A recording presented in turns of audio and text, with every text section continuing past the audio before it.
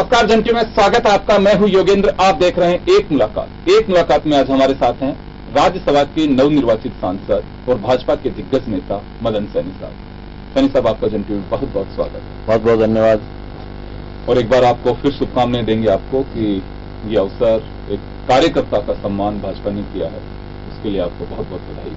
आपके चैनल को मैं बहुत बहुत धन्यवाद देना चाहता हूं कि आप आम आदमी की बातें उठाते हैं और उसको राहत मिले इस ओर प्रयास करते हैं। सैनी साहब, जब आपको पहली बार इस बात की जानकारी मिली, क्योंकि राज्यसभा में जाना वर्तमान परिस्थितियों में मेरा मानना है कि बहुत ही एक बड़ी बात मानूंगा, बहुत बड़ी उपलब्धि पार्टी के सोच की भी, और एक कार्यकर्ता की अगर वास्तव में कार्यकर्ता को चुन करके भेजा जाता है तो ये मैसेज कब मिला आपको, और जब पहली बार आपको इस सूचना मिली तो कैसा महसूस हुआ? मैं सामान्य रूप से शनिवार और रविवार को जयपुर नहीं रहता हूं। पार्टी कार्यक्रम होते हैं तो ही रहता हूं, अन्यथा नहीं रहता। शनिवार को विस्तारकों के सिलेक्शन का हमारा काम चल रहा था, पूरे दिन का हमारा कैंप था। मेरे पास विस्तारकों का भी कुछ काम है, मुझे पूरे दिन रहना था। मैंने हमारे संगठन महामंत्री जी को कहा था कि कल मैं नहीं आने वाला हूं, रविवार है। और सैनिक समाज में सीकर में होली मिलन समारोह रखा हुआ था, मैं उसमें था। 4 बजे का समय था, मैं करीब पहुंच गया था। वहां मुझे फोन मिला कि ऐसी ऐसी बात है। मैंने कहा जब होगा तो देखूंगा। फिर मुझे फोन मिला कि आपका नाम फाइनल शो हो रहा है। मैंने कहा फाइनल होगा तब देखूंगा। ऐसे फिर मेरे पास फोन आ गए, माननीय मुख्यमंत्री जी का भी आ गया, संगठन महामंत्री जी का भी आ गया, प्रदेश अध्यक्ष जी का भी आ गया। उन्होंने मुझे जयपुर बुलाने की बात कही। मैं बस के लिए रवाना हुआ। रास्ते में कार्यकर्ता को पता लगा कि ऐसा हो गया है तो वो गाड़ी लेकर आए और मुझे कहा बस से नहीं, आपको हम जयपुर मेरी गाड़ी से मैं छोड़ दूंगा। तो गाड़ी से फिर मैं जयपुर पहुंचा। मुझे कहा कि फार्म भरना है, आपको 1:30 बजे तक जो भी फॉर्मेलिटीज हैं वो मैंने यहाँ आकर पूरी की। दूसरे दिन फार्म भरा। मुझे ऐसा लगता भी नहीं था कि राज्यसभा के लिए पार्टी मेरा नाम भेजने वाली है, क्योंकि मैं किसी से मिला भी नहीं था। मैंने सामान्य रूप से चर्चा भी नहीं की मेरे पार्लियामेंट्री बोर्ड के लोगों से भी कि मेरे बारे में भी इस अवसर पर विचार करना चाहिए। मैं मेरे पार्लियामेंट्री बोर्ड को भी बहुत बहुत धन्यवाद देता हूं कि उन्होंने मेरे नाम को स्वीकृत किया, और माननीय मुख्यमंत्री जी, प्रदेशाध्यक्ष जी और संगठन महामंत्री जी को भी बहुत बहुत धन्यवाद देता हूं। उनका मैं बहुत ऋणी हूं कि उन्होंने मेरे नाम का निर्णय किया। और केंद्रीय समिति जो हमारी है उसमें हमारे संगठन महामंत्री रामलाल जी, अमित शाह जी और प्रधानमंत्री जी का भी बहुत बहुत आभारी हूं कि जिन्होंने मेरे नाम को वहां से स्वीकृति दी और निर्णय हुआ। जी सैनी साहब, एक बात मैं जानना चाहूंगा कि ये दौर बदल रहा है, दौर हर क्षेत्र में बदल रहा है। कोई ये नहीं कह रहा मैं कि केवल राजनीति में बदल रहा है।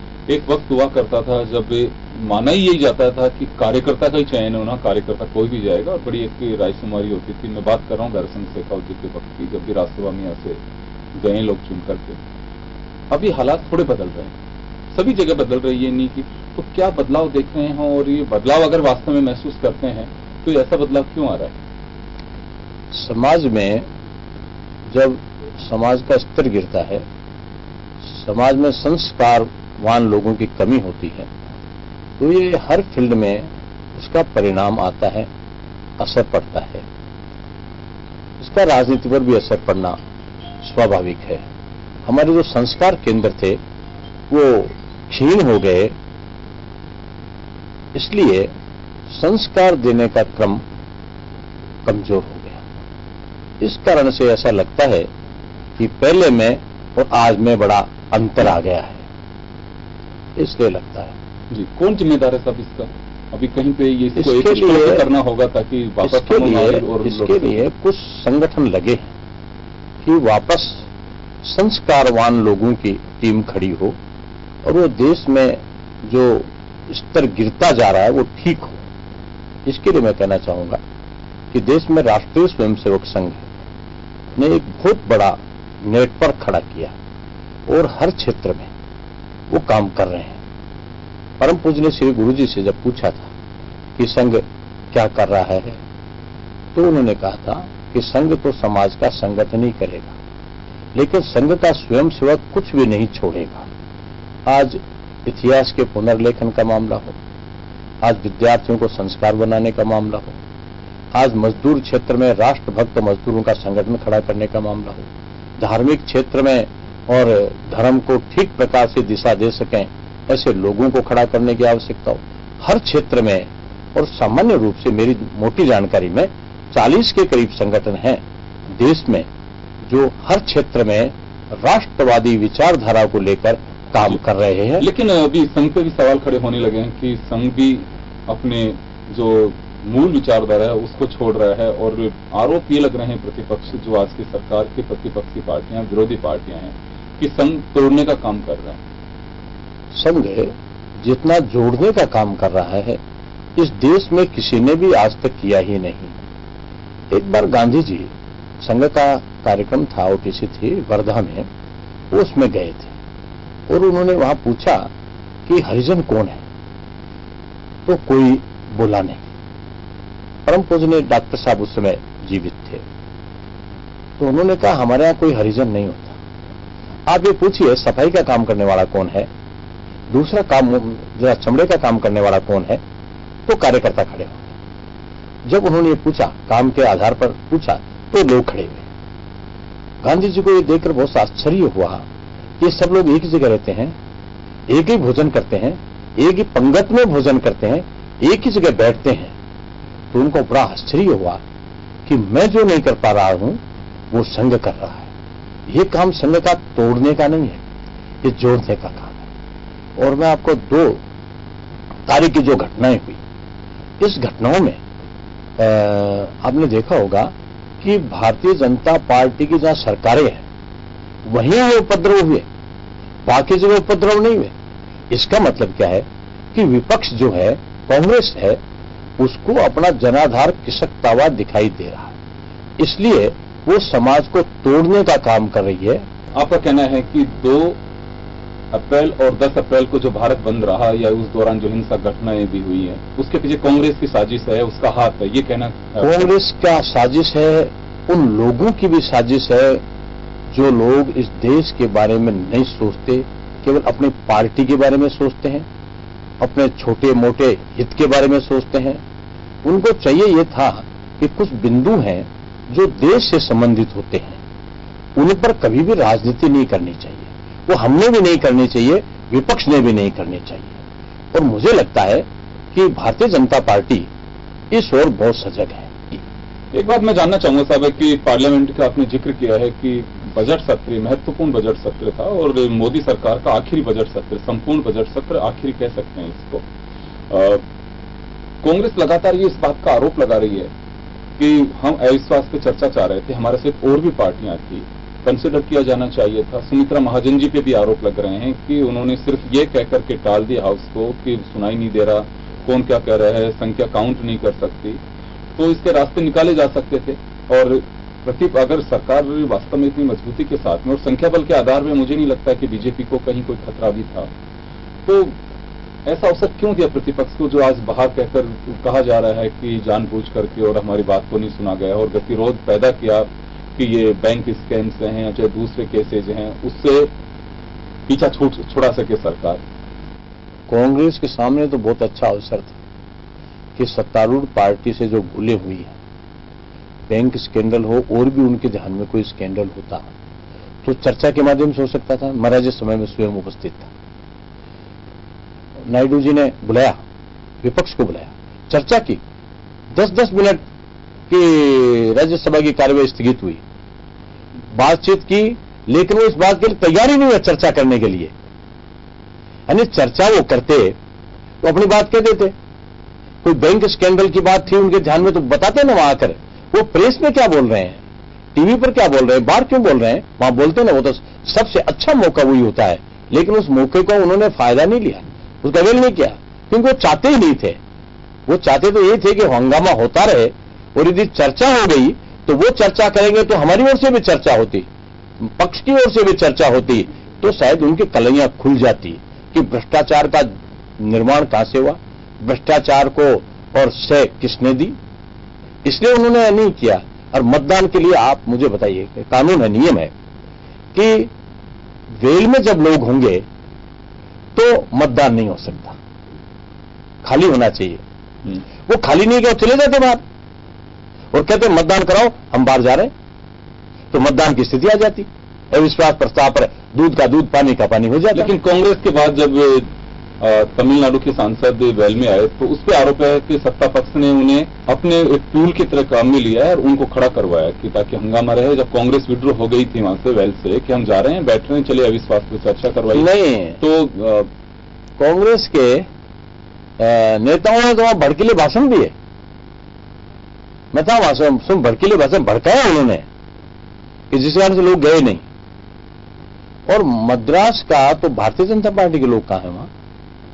एआईडीएमके के और दूसरी पार्टी में जो वो हमारा उससे क्या संपर्क है कि उन लोगों को बीजेपी ने टूल बनाया?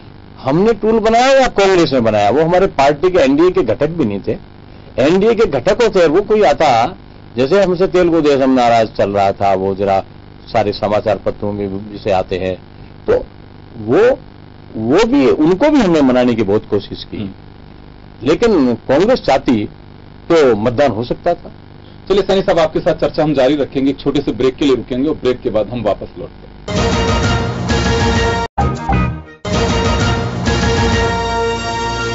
ब्रेक के बाद एक बार फिर आपका स्वागत है। आप देख रहे हैं एक मुलाकात में आज हमारे साथ हैं राज्यसभा के नवनिर्वाचित सांसद राजस्थान से मदन सैनी साहब।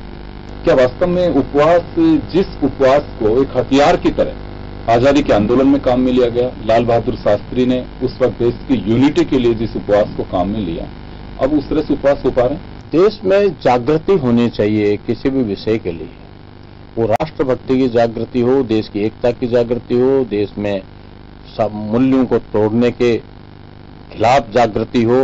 जागृति होनी चाहिए उपवास के माध्यम से।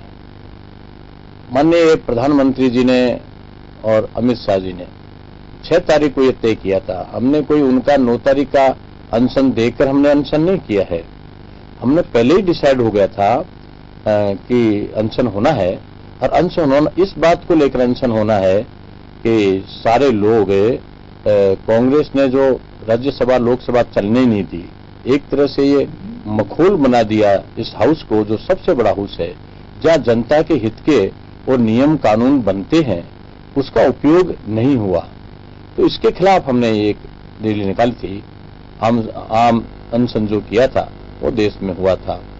और इसमें मैं भी ये भी कहना चाहता हूं कि पहली बार इस देश में, आज तक हम मजदूर क्षेत्र में सुनते रहे कि काम नहीं तो वेतन नहीं, लेकिन पहली बार इस देश में एक स्वस्थ परंपरा डालने की हमारे अधिकारियों ने, हमारी सरकार ने, हमारे संगठन ने कोशिश की है कि काम नहीं तो वेतन नहीं। इसलिए पार्लियामेंट का कोई भी मेंबर, हम लोगों ने लिख कर दिया है कि हम पैसा नहीं लेंगे। जिस दौर में आप एमएलए बने थे राजस्थान विधानसभा के, आज जो स्थितियां हैं, सवाल उठते हैं, कई बार चर्चा होते हैं, विधायक पूर्व जो लीडर्स हैं वो कहते हैं कि सारगर्भित और गंभीर चर्चाओं से हम लोग दूर भाग रहे हैं। सत्ता पक्ष के हालात ये हो गए, चाहे गवर्नमेंट किसी की भी हो, मैं ये नहीं कह रहा कि वर्तमान सरकार की स्थिति है कि जितनी जल्दी हाउस का काम निपटाने की बात होती है उसमें मानते हैं कि हम सफल हैं। तो ये क्यों होता जा रहा है? ये पॉलिटिकल पार्टीज ने अपने विधायकों को और अपने संगठन के लोगों को संस्कारित करने की कोशिश की नहीं, उनको ट्रेनिंग ही नहीं दी। भारतीय जनता पार्टी अपने विधायकों को, अपने एमपीज को, और राष्ट्रीय स्तर पर भी और प्रदेश स्तर पर भी उनको हम ट्रेनिंग देते हैं कि वहां कैसे काम करना चाहिए, कैसे काम, क्या काम वहां होता है। ये सारी ट्रेनिंग 2 बार 3 बार हमने विधायकों को भी दी है, केंद्र में एमपीज को भी दी है। यदि सारी पार्टियां अपने अपने क्षेत्र में पॉजिटिवली, यदि अपने एमएलएज एमपीज को, हो सकता है कई बार विपक्ष का अपना एक इंटरेस्ट हो, सत्तारूढ़ पार्टी का अपना कोई इंटरेस्ट हो, उसके लिए वो सजग रहे, उसके लिए वो विरोध भी करे, इसके लिए सरकार भी करे, इससे मेरा नाइतफाकी नहीं है। लेकिन कुछ बिंदु ऐसे हैं जो राष्ट्र से संबंधित हैं, कुछ बिंदु है जो आम जनता से संबंधित है, उन पर राजनीति नहीं होनी चाहिए। और इसके लिए हमको अपने लोगों को और एजुकेट करना चाहिए।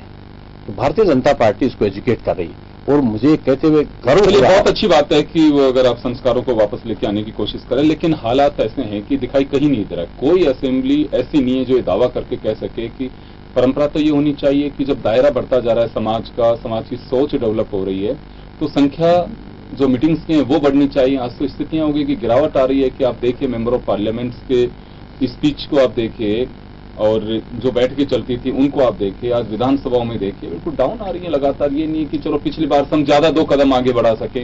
हाउस का जो टाइम होता है, कितने टाइम में आपको बुलाना चाहिए, वो नहीं बुलाया जाता। भारतीय जनता पार्टी पॉजिटिवली इस हाउस का उपयोग, इस सदन का उपयोग जनता के हित में करना चाहती है, लेकिन विपक्ष, क्योंकि देश में विपक्ष की स्थिति बहुत निराशाजनक बन गई है, अब वो वापस खड़े होकर ना चाहते हैं।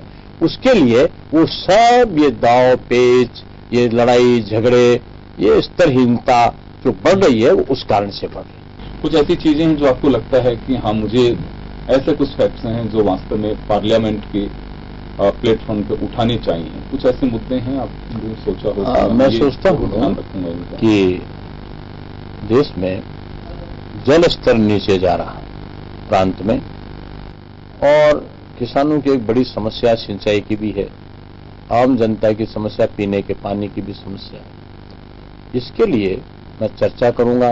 मेरा फोकस होगा कि छोटी छोटी इंडस्ट्रियां जिलों में लगें और राजस्थान के जो उद्योगपति हैं उनसे चर्चा करके वो अपने गृह जिले में कुछ इंडस्ट्री लगाएं, ताकि रोजगार लोगों को मिले और उत्पादन का लाभ भी उद्योगपति को मिल जाए और मजदूर को मजदूरी मिल जाए और राजस्थान सरकार को उनका टैक्स मिल जाए, तो तीनों तरफ उसका लाभ होगा।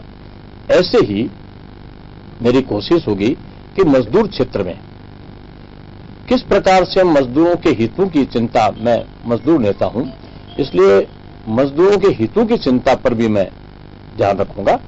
राजनीति में आने की वजह क्या रही आपको? राजनीति काम करने की प्रेरणा तो मुझे संघ से ही मिली, लेकिन कार्य क्षेत्र जो मुझे मिला वो जगदीश जी माथुर के कारण से मिला।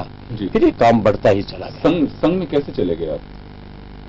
मैं जिस स्कूल में पढ़ता था वहां जो हमारे मास्टर थे वो संघ के स्वयंसेवक थे, उनसे संपर्क गया और बहुत अच्छे व्यवहार स्वभाव वाले लोग थे, इसलिए वो घर पर भी आना था, अनुरोध भी करना था, तो हमारा संपर्क उनसे आया और संघ में मेरा जाना प्रारंभ हो गया। तो शुरू में जब आप पढ़ रहे थे, राजनीति में जाने की सोची थी आपने कि कुछ बनने के लिए सोचे? उस वक्त आदमी देखता है कि मुझे क्या करना है। सही थे मेरे हेडमास्टर, उन्होंने कहा कोई क्या बनना चाहता है तय करो, क्या बनोगे? मैंने कहा था कि मैं आज नहीं बता सकता, मैं कल बताऊंगा। तो कुछ लोगों ने उस दिन बता दिया, कुछ ने दूसरे दिन बता दिया। मैंने कहा एक तो मैं नौकरी नहीं करूंगा कभी जिंदगी में, और मैं यदि नौकरी करूंगा तो स्त्री का प्रोफेसर ही बनूंगा, इसके अलावा नहीं, अन्यथा मैं वकील बनूंगा। तो मेरा भी ये सोचना था कि मुझे राजनीति के माध्यम से नहीं, लेकिन मजदूर क्षेत्र के माध्यम से समाज की सेवा करनी चाहिए। और इसी नाते मैंने परम पूज्य श्री गुरु जी के सामने 2 वर्ष देने का निर्णय किया, निश्चय किया था, कमिटमेंट था मेरा। गुरु जी तो नहीं रहे, सोहन सिंह जी थे उसमें। उन्होंने कहा कि भाई आपने कहा था 2 वर्ष का समय देने का, तो अब हमको जरूरत है 77 में। 77 में इमरजेंसी लग गई, मैं जेल में था, भूमिगत भी था। फिर मैंने संगठन के कहने से 2 वर्ष का समय दिया था। वो 2 वर्ष का समय कब खत्म हुआ मुझे पता नहीं है। भारतीय मजदूर संघ में 90 तक मैं पूर्णकालिक कार्यकर्ता के रूप में काम करता रहा। फिर 90 में मुझे राजनीति में आने के लिए कहा, मैं एमएलए बना, 2 लोकसभा के चुनाव लड़े और संगठन का फिर मेरे को दायित्व मिला, तो महामंत्री भी रहा, डिसिप्लिन कमेटी का चेयरमैन भी रहा। ये सारा करते करते ये आज की जो स्थिति है ये बनी। राजनीति में कोई ऐसा कैरेक्टर है जिसका प्रभाव आप पे रहा हो कि हाँ मैं उनको बहुत फॉलो करता हूँ, मुझे अच्छे लगते हैं? मैं फॉलो करता हूँ समाज सेवा में उन लोगों को, जिन प्रचारकों को मैंने भूखे पेट रहते देखा है। मैं करता हूँ फॉलो उन लोगों को जिन्होंने 2-2 दिन की रोटी पानी में भिगोकर खाई है, वो मेरे आदर्श हैं। और राजनीति में जगदीश प्रसाद जी माथुर हैं, वो मेरे आदर्श रहे हैं। भैरव सिंह जी शेखावत हैं, वो आदर्श हैं। भानु कुमार शास्त्री हैं, वो आदर्श हैं। तो दाऊदयाल जी जोशी हैं, आदर्श हैं। ललित चौधरी चतुर्वेदी जरा सरकारी नौकरी छोड़कर बहुत अच्छी जगह पहुंच सकते थे, वो मेरे आदर्श हैं। तो ये मेरे आदर्श हैं जिनको मैं आकर लेकर चल रहा हूं। मैं जानना चाहूंगा कि कहां से यहाँ तक का सफर, कौन से गांव से आप पैदा हुए, वहां से निकले, कहाँ स्कूलिंग हुई और परिवार के में कौन है क्या, मैं वो थोड़ा सा आपसे जानना चाहूंगा। मैं सीकर शहर में पुलिस लाइन के पास पुरोहित जी की ढाणी है, राधा कृष्णपुरा, वहां की स्कूल में मैं पढ़ा 3री क्लास तक। फिर मैं शहर की स्कूल में आ गया। वहां उसका मैंने इसलिए देखा कि वहां ड्रेस कोड था, मुझे लगा ड्रेस कोड वाला विद्यार्थी अच्छा लगा मुझे। और गांव में तो हम अंडरवियर में ही जाते थे उस जमाने में, तो फिर वहां निकर पहनते हैं, ड्रेस है, तो मैं उस स्कूल में भर्ती हो गया। उस स्कूल में मुझे मेरे अध्यापकों ने बहुत सम्मान भी दिया और मैं अच्छा रेसलर हूं, इसलिए इनामें भी मैं लेता था, तो मुझे एक अच्छा लगा। उससे मैं विद्यार्थी एज में ये चीजें बहुत अच्छी भी लगती है। उसके बाद में मैं एस के स्कूल में आया, जहां मेरा सौभाग्य है कि मैं उस स्कूल में पढ़ा हूं जिसमें पंडित दीनदयाल उपाध्याय पढ़े हैं। उस स्कूल में मैं रहा। उसके बाद में मैं कॉलेज में आ गया। कॉलेज में मैं छात्र संघ का यूनियन का मैं स्पीकर रहा हूं। उसके बाद में संगठन ने कहा भाई सीकर में कार्यकर्ता तैयार होते हैं और कमाने के लिए आसाम, कलकत्ता, बंबई, मद्रास चले जाते हैं, तो संघ का काम फिर प्रभावित होता है। इसलिए मुझे कहा कि तुम जाओ और वकालत की पढ़ाई पढ़ो और फिर आकर यहां वकालत करो, फिर संघ का काम चलता रहे। मैं यहां आया, वकालत की पढ़ाई की और मुझे कहा गया बीएमएस का काम करना पड़ा, तो बीएमएस का काम मैं करता रहा। भारतीय मजदूर संघ का काम उस समय सामान्य काम ही था। उसके बाद में 90 में मुझे राजनीति के लिए कहा, मैं राजनीति में यहाँ राजनीति में आ गया। मैंने चुनाव उदयपुर वाटी से लड़ा। उदयपुर वाटी से चुनाव लड़ा तो मुझे कहा गया कि मैं नवलगढ़ और बांदीकुई और उदयपुर वाटी का फार्म भरूं। 3 जगह मैंने फार्म भरे। फिर मुझे कहा कि बांदीकुई, नवलगढ़ विड्रा करो, उदयपुर वाटी से चुनाव लड़ना है, पार्टी का आदेश था, इसलिए मैंने वहां से चुनाव लड़ा। मेरे परिवार में मेरे 6 बेटियां हैं, सबकी शादी हो गई, बहुत अच्छी उनके जीवन चलता है। मेरा एक बेटा है, वो यहाँ जयपुर में है, वकील है, ठीक काम चलता है। मेरी पत्नी है, मैं हूं, मेरा पोता और पोती है, बहुत अच्छा है। और हम सीकर इसलिए रहते हैं, जो मैं आपको बताना चाहता हूं कि मेरा खेती है। मैं मेरी खेती को सामान्य रूप से 60% से 70% हम खुद ही करते हैं। मेरी डेयरी होती थी, पत्नी के घुटनों के ऑपरेशन के कारण वो दूध निकाल नहीं सकती, ज्यादा काम कर नहीं सकती, इसलिए मैंने डेयरी बंद कर दी पिछले 2-3 साल से। लेकिन खेती का काम हम स्वयं नहीं करते, वो काम कैसा भी काम हो सब दोनों मिलकर करते हैं और मुझे बहुत अच्छा लगता है। मैं एक बात का उल्लेख करना चाहूंगा कि मैं प्रतिदिन जयपुर जाता हूं, सीकर जयपुर अप डाउन करता हूं जहां तक हो सके। मैं इसलिए करता हूं कि मैं जीवन में कभी मेरी पत्नी के साथ नहीं रहा। मुझे आज भी ये बात बहुत अखरती है कि जिस उम्र में मुझे पत्नी के साथ रहना चाहिए था, उस उम्र में मैं उसके साथ नहीं रहा। और जिस समय मुझे बच्चों की पढ़ाई पर ध्यान देना चाहिए था, उस समय मैं बच्चों की पढ़ाई पर मैं ध्यान नहीं दे सका। मेरी बेटियां, मेरा बेटा आज जो पढ़ाई में निकले हैं, वो सब मेरी पत्नी के कारण से निकले, मेरे कारण से नहीं। और उसने कैसे घर चलाया, मैंने कभी कमाकर पैसा घर में दिया ही नहीं। वो अपने डेयरी से वो भैंस बेचकर, दूध बेचकर जो उसने काम चलाया, मैं सोचता हूं कि मेरे यहां तक पहुंचने में मेरी पत्नी का जितना योगदान है वो शायद बाकी किसी का भी नहीं है। इसलिए मैं आजकल ये कोशिश करता हूं इस बुढ़ापे में हम 2 मिनट तो बातचीत कर सकें। सुबह मैं उसके हाथ से रोटी तो खा सकूं, ये मेरी कमजोरी हो या जो भी हो, भावना हो या भावात्मकता हो मेरे में, लेकिन मैं कोशिश करता हूं। लेकिन मेरी पत्नी मेरे इस काम में कभी बाधक नहीं बनी। उसने कहा कोई बात नहीं। आपको मैं कहना चाहता हूं कि एक समय ऐसा भी आया जब मेरे घर में बरसों तक सब्जी नहीं बनी, लेकिन पत्नी ने कभी मुझे शिकायत नहीं की कि सब्जी नहीं है। दूध के साथ रोटी या जैसे भी छाछ मिलती थी उसके साथ खाना बनता रहा। इसलिए मैं उसका बहुत बहुत आभारी हूं। आपके चैनल के माध्यम से मैं नेताओं को भी कहना चाहता हूं कि जिस घर में पत्नी मदद नहीं करती, वो व्यक्ति नेता नहीं बन सकता। परिवार का सपोर्ट बहुत जरूरी है और ये इसमें तो कोई संदेह नहीं है। आपने इस बात को सार्थक भी कर दिया कि किसी भी व्यक्ति की सफलता के पीछे किसी महिला का हाथ होता है और बिल्कुल इसमें कोई संदेह नहीं है। मैं तो उनको भी सैल्यूट करना चाहूंगा, धन्यवाद दूंगा कि इतना ध्यान रख करके परिवार की विषम परिस्थितियों में भी आप संगठन के साथ जुड़े रहे, वो अपने परिवार को संभालते रहे। निश्चित रूप से वो एक प्रेरणादायी है उन लोगों के लिए जो ये देखते हैं कि साहब राजनीति में तो जाएं लेकिन ऐसे अनुकूल परिस्थितियां नहीं है, ये नहीं है, वो नहीं है। मुझे लगता है कि विषम परिस्थितियों से जब हम लड़ते हैं तो शायद वही एक मजबूती आती है। मैं एक बात कहना चाहता हूँ, आप, मैं पैसे नहीं देता था। मेरे भाइयों को कई लोगों ने भड़काने की कोशिश की। लोगों ने कहा वो कमाता नहीं है, ये नहीं है, तुम सब अलग हो जाओ तो उसको पता लग जाएगा। अलग हो जाता तो मेरी ये स्थिति नहीं आती, शायद आज मैं नेता भी नहीं बनता। उन्होंने कहा हमारी पार्टी जो है वो 4 वर्ष हो गए दूध नहीं दे रही, दूध नहीं हो रही है, तो क्या हम उसको निकाल दें? यदि हमारा भाई आज पैसे नहीं दे रहा होगा लेकिन हम उसको घर से निकाल नहीं सकते, तो ये जो स्थिति है, ये मैं सोचता हूं कि मैं मेरे भाइयों को, मेरे पिताजी ने कभी मेरे से पैसा नहीं मांगा, तो मैं उनको भी बहुत बहुत उनका आभारी हूं, मेरी माँ का, मेरे पिताजी का, मेरे भाइयों का, कि जिन्होंने मुझे यहां तक पहुंचने में बड़ी मदद। तो चलिए, आपने देखा एक सफरनामा कैसे मदन सैनी साहब एक छोटे से गांव, एक कस्बे, एक ढानी से निकल करके और दिल्ली की उस सियासत तक पहुंचे हैं। एक बड़ा एक सफर रहा है, संघर्ष भरा सफर रहा है और इसी वजह से मैं तहे दिल से इनको बहुत बहुत शुभकामनाएं भी देता हूं। राजस्थान की आवाज को उठाएं, यहाँ के आवाम की आवाज को उठाएं और निश्चित रूप से एक भरोसा और एक उम्मीद भी है कि ये जो चीजें इन्होंने देखी हैं शायद अपनी जुबान पे जरूर लेकर के आएंगे और प्रदेश का जो एक प्रतिनिधित्व के रूप में इन्हें जो एक सेवा का अवसर मिला है इसे जरूर बनाने की कोशिश करेंगे और प्रदेश याद रखेगा। चलिए, बहुत बहुत शुक्रिया आप सभी का भी और आपका बहुत बहुत धन्यवाद, आप हमारे साथ में जुड़े। एक मुलाकात में बस इतना ही, दीजिए इजाजत, नमस्कार।